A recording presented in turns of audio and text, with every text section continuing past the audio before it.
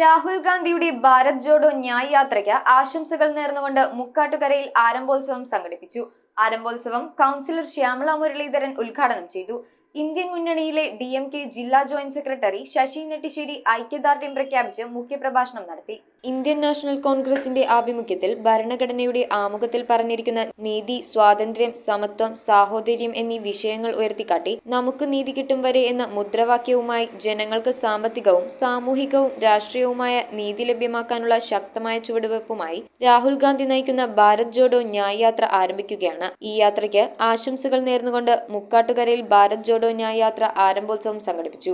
ആരംഭോത്സവം councillor Shyamala Muraleedharan ഉദ്ഘാടനം ചെയ്തു. ജെൻസൺ ജോസ് കാക്കശ്ശേരിയുടെ അധ്യക്ഷതയിൽ ഇന്ത്യൻ മുന്നണിയിലെ DMK ജില്ലാ ജോയിന്റ് സെക്രട്ടറിയും മദ്യവിമോചന സമരസമിതിയുടെ ജില്ലാ ജനറൽ സെക്രട്ടറിയുമായ ശശി നെട്ടിശ്ശേരി ഐക്യദാർഢ്യം പ്രഖ്യാപിച്ച് മുഖ്യപ്രഭാഷണം നടത്തി. DMK തൃശൂർ നിയോജക മണ്ഡലം secretary Biju Chirayath, Indian national Congress ഭാരവാഹികളായ നിതിൻ ജോസ്, KK ആന്റോ, VA ചന്ദ്രൻ, അന്നം Jacob, VT Jose, KA Babu, K ചന്ദ്രൻ, TS ബാലൻ, ശരത് രാജൻ, രോഹിത് നന്ദൻ, സതീശൻ മാരാർ, EA വിൽസൺ എന്നിവർ ഈ സ്വാതന്ത്ര്യം നേടിത്തന്നിട്ട് 10 വർഷം മുമ്പ് വരെ ഇന്ത്യയുടെ കടം വെറും 55 ലക്ഷം കോടിയിലായിരുന്നു.